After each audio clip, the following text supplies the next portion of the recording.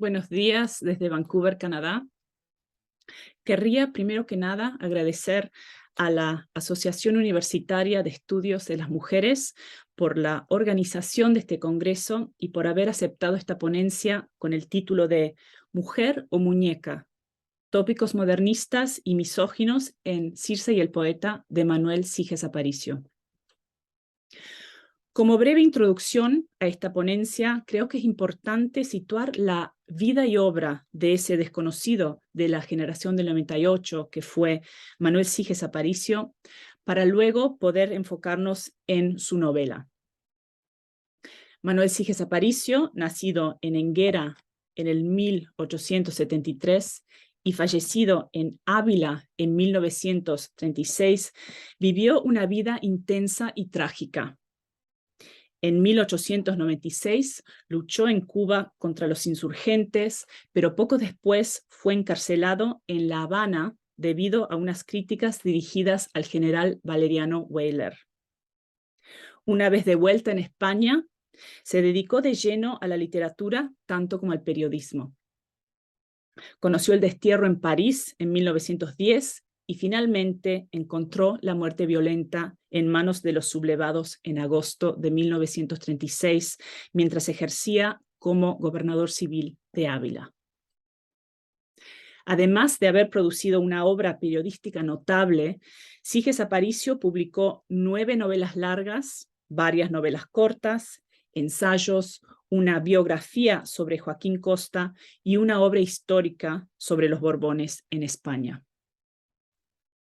A pesar de que después de su muerte su obra cayera en el olvido, en la década del 50 del siglo pasado, el crítico Eugenio G. de Nora arrojó luz sobre su vida y obra en su conocido estudio La novela española contemporánea. Más cercano a nuestros días, podemos decir que desde el 2011 ha renacido el interés por Sijes Aparicio, como demuestran las varias reediciones de sus obras. Entre ellas destaca la reedición en el 2011 de obras como Del periódico y de la política y Los vencidos, la traducción al inglés en el 2012 de El libro de la vida trágica y la publicación en el 2017 de material hasta ahora inédito, recogido bajo el título La venganza y otras novelas cortas. En cuanto a la novela sobre la cual nos centraremos hoy, Circe y el poeta, esta data del 1926 y es una de las últimas novelas largas que Sijes Aparicio publicó y, como sugiere el título, es una reinterpretación modernista del mito de la hechicera griega. Sara, el personaje femenino con mayor relieve en el relato, es efectivamente una seductora moderna a la manera de la Circe del 1927, un año después que se publicara la novela de Sijes, del pintor alemán George Grosz, que vemos aquí. La novela está ambientada en el París prebélico de 1913 y la trama de esta novela gira en torno a las peripecias vitales de un tal Adolfo Lena, poeta español y revolucionario que, al igual que Sijes en su día, se encuentra exiliado en París debido a delitos de opinión. Como anuncia su título, esta ponencia pretende proporcionar una lectura modernista de lo femenino en dicha novela, especialmente del personaje principal, femenino principal, Sara, quien es una bella parisina de origen hebreo. Intentaremos demostrar que esta figura responde a tópicos modernistas y decadentes presentes en las artes plásticas y la literatura del periodo del fin de siècle y primeras décadas del siglo XX, además de representar una suerte de caso clínico que refleja los discursos médicos y científicos de la época, propagado por figuras claves como el italiano Cesare Lombroso, Havelock Ellis y Max Nordau. Para comenzar, hay que decir que Sara encarna ciertos tópicos ciertos rasgos del prototipo de mujer que comenzó a florecer en las primeras décadas del siglo XX, tanto en las artes gráficas y visuales como en la literatura. Lo primero que hay que señalar es su independencia laboral y económica, ya que la joven francesa dirige su propio taller de modista en la capital y afirma abiertamente y sin pudor que, cito, «Yo quiero vivir mi vida y ganármela también», fin de la cita. Otra cualidad que comparte la bella joven con el arquetipo de la mujer nueva que comenzó a cautivar la imaginación colectiva es su nivel de energía, entusiasmo y vigor. Todos estos, recordemos, rasgos marcadamente masculinos en la época inmediatamente anterior, cuando la mujer era apreciada en cuanto ser débil y frágil. No en balde, la misma se presenta a Adolfo Lena como, cito, mujer enérgica que vencerá, fin de la cita. Creemos que Sige se interesó además por este tipo femenino en cuanto representación de una mujer liberada de prejuicios. En efecto, Sara vive separada de su marido, reside sola en un departamento y frecuenta lugares públicos en los bajos fondos. Añadimos otro rasgo psíquico de nuestra protagonista que resalta su condición de mujer moderna y femme fatale, su falta de prejuicios en lo que respecta a la sexualidad. La misma hace uso de sus encantos físicos para seducir a hombres tanto como a mujeres. La figura francesa de la francesa Sara, podemos afirmar, por lo tanto, está anclada en lo estereotipado, en cristalizaciones de conceptos misóginos que nuestro autor venía absorbiendo a través de diversos estímulos, incluidas, y esto me parece interesante, las novelas eróticas o psicalípticas de la época, donde se explotaba el atractivo sexual de la mujer, entendido como característica propia de la mujer moderna. Otro indicio de la caracterización modernista de lo femenino se refleja en la reificación de la joven parisina. Así, Sara se convierte literalmente en objeto. En varias ocasiones es descrita como, cito, un bultito, cito, un precioso juguete. Más tarde será calificada en varias ocasiones de, cito, lindo bultito entre mujer y muñeca, cito, bultito de los hoyuelos, cito, soberbia muñeca, entre otros muchos más. La mujer bella, por lo tanto, sirve como trofeo que el hombre saca a relucir para alimentar su propio ego. No en balde, el protagonista Lena admite que la bellísima Sara, cito, excita mi amor propio, fin de la cita. Pero hay que hacer hincapié en el hecho de que las mujeres que desfilan por las páginas de esta novela son poseedoras de una belleza artificial, aquella exaltada por Baudelaire en su Elogio del maquillaje del 1863. La belleza natural de personajes como María Fernanda, presente en la novela primeriza de Giges Aparicio, El vicario, da paso aquí a un atractivo que se basa en lo sintético y en lo rebuscado. Sara se destaca por sus prendas y la suntuosidad de los espacios privados que ocupa. Así, cito, el gabinete dorado e íntimo de Sara estaba perfumado con sahumerios orientales, fin de la cita, y su cámara inundada, cito, de aire denso, impregnada de fuertes olores, fin de la cita. Asimismo, Julia y Alicia, dos amigas de Sara, entran en una habitación, cito, anunciadas por sus perfumes, fin de la cita. La fisonomía de estas mujeres apenas cuenta, como hemos dicho a propósito de Sara. Lo que cuenta es su habilidad para seducir al hombre a través de lo artificioso y rebuscado. Tampoco hay que olvidar la fetichización del cabello femenino, preferentemente oscuro, favorecido por los artistas decadentes, los cuales se embriagaban con los perfumes que se desprendían de las matas de pelo que ostentaban algunas mujeres. Recordemos aquí la conocida escena de Sonata de Otoño, donde el marqués de Bradomín desata el moño de Concha, dejando caer su cito, sus olorosos fin de la cita, cabellos negros. Detengámonos ahora sobre este elemento fetichista, la cabellera femenina. Recordemos con la estudiosa Erika Bornay que, cito, en los años finiseculares del 1800, la cabellera femenina significó para los decadentes y simbolistas tanto las fuerzas irracionales como un elemento amenazador, incluso deleterio, con el que la mujer podía subyugar al varón. Teniendo esto en cuenta, la melena ondulante y endrinosa de Sara se convierte en símbolo decisivo, ya que responde a los cánones de la belleza decadente, que privilegiaban los cabellos enlutados a los áureos de las clásicas Venus. Los cabellos de Sara serán, por tanto, el signo que la distinguirá a lo largo de la narración. Es, en efecto, el único rasgo físico sobre el cual se detienen los ojos del narrador, aparte de su, cito, carita morena, que es interesante, nunca es descrita en cuanto a rasgos fisonómicos.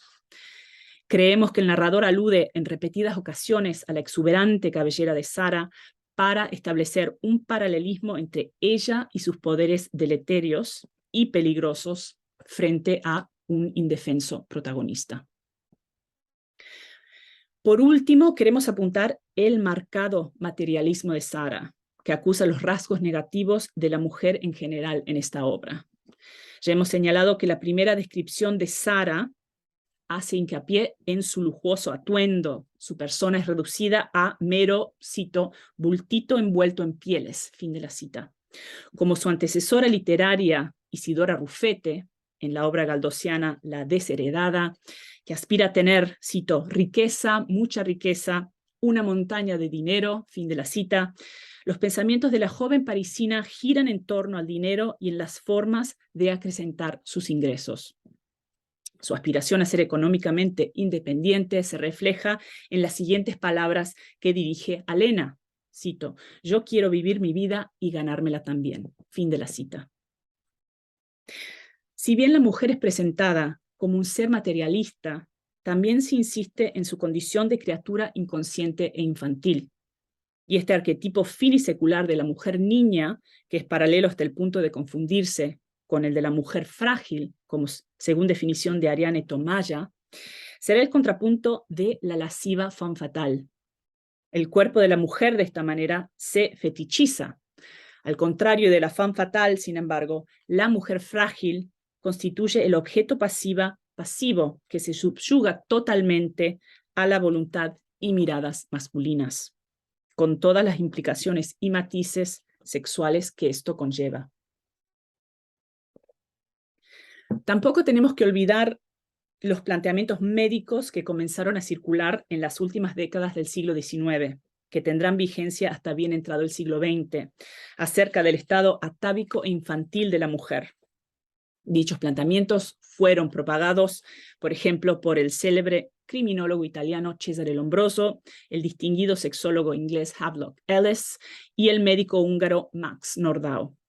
Este último, por ejemplo, explicaba el hecho de que la atracción que ejercía sobre las mujeres la poesía se debía justamente a que ésta apela a las emociones, las cuales, cito, se estimulan más fácilmente en las mujeres y en los adolescentes que en los hombres maduros, fin de la cita, ya que en aquellos, cito, lo inconsciente supera a lo consciente, fin de la cita. En fin, vemos que la concepción de la mujer como ser intelectualmente inferior y por lo tanto más cercano a un estado infantil, gozó de un fundamento pseudocientífico que no sería refutado por un largo periodo de tiempo. Así, podemos decir que durante la época que nos ocupa existió una estrecha colaboración involuntaria entre ciencia, artes visuales y literatura que facilitó la aparición y divulgación de diversos lugares comunes y estereotipos ligados a lo femenino. Este estereotipo de la mujer niña o mujer frágil está presente en las páginas de la novela Sigiana. Es interesante hacer notar que Sara, a pesar de mostrar ciertos rasgos de la mujer moderna e independiente, también es representada como una niña frágil. Recordemos que su estatura y semblante responden a las caracterizaciones de las niñas mujeres. Sara así es bajita, redondita, un bultito con hoyuelos. Por consiguiente, cuando ésta se presenta gravemente a Lena, observa que, cito, el cuerpo era tan leve y breve que el poeta lo hubiera creído de niña si no conociese a Sara. Fin de la cita. Para concluir nuestro estudio, podemos decir que el narrador de este texto muestra cierta reticencia hacia la figura de la mujer social y económicamente independiente. Esto se refleja en la insistencia que se hace a lo largo de la narración en los rasgos y cualidades negativas de la joven parisina. Detrás de esa superficial admiración que despierta en el narrador la fuerza vital e independencia de Sara, descubrimos estereotipos y tópicos acerca de lo femenino que cristalizan y caracterizan a Sara como un ser mudable y por ende desagradable. Estos estereotipos se alimentan de imágenes y tipos divulgados por el arte modernista, como hemos comprobado, que todavía alimentaban la conciencia colectiva hacia fines de la segunda década del siglo XX. Por tanto, creemos demasiado simplista interpretar esta novela como una exaltación de la nueva mujer, ya que, aunque representa la primera manifestación de una mujer independiente dentro de la narrativa sigiana, el narrador desenmascara a la protagonista revelando su naturaleza voluble. Su papel como tentadora femme fatale, ya anunciado por el título mismo de la novela, será interpretado por el narrador como una suerte de amenaza a los papeles tradicionales impuestos al sexo femenino. Como señala el estudioso Cecilio Alonso, Sara es una mujer, cito, cuya independencia rompe los esquemas hispánicos de Lena.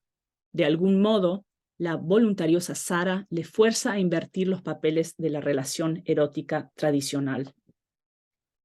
No en balde, la novela concluye con la muerte del poeta, pero también con la sumisión de la mujer que se había mostrado rebelde a lo largo de la trama.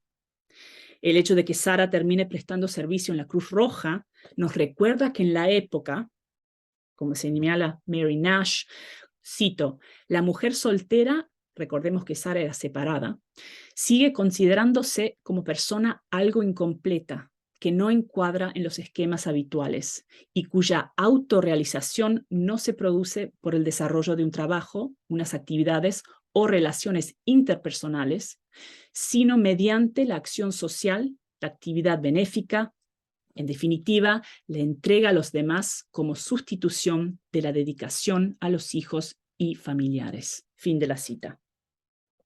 Siges, anclado en la tradición hispánica, encuadra a Sara conforme los modelos femeninos que todavía regían en tierras ibéricas.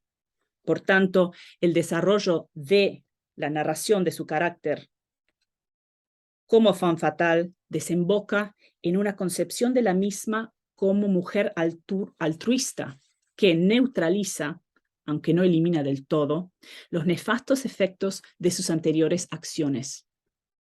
Claro está que no nos encontramos frente al castigo manifiesto y tajante que imponen autores como Clarín y Galdós a sus personajes femeninos.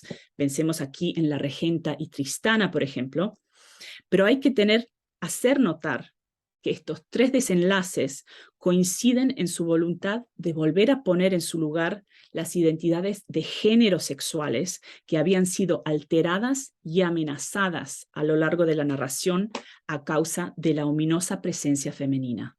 Muchas gracias.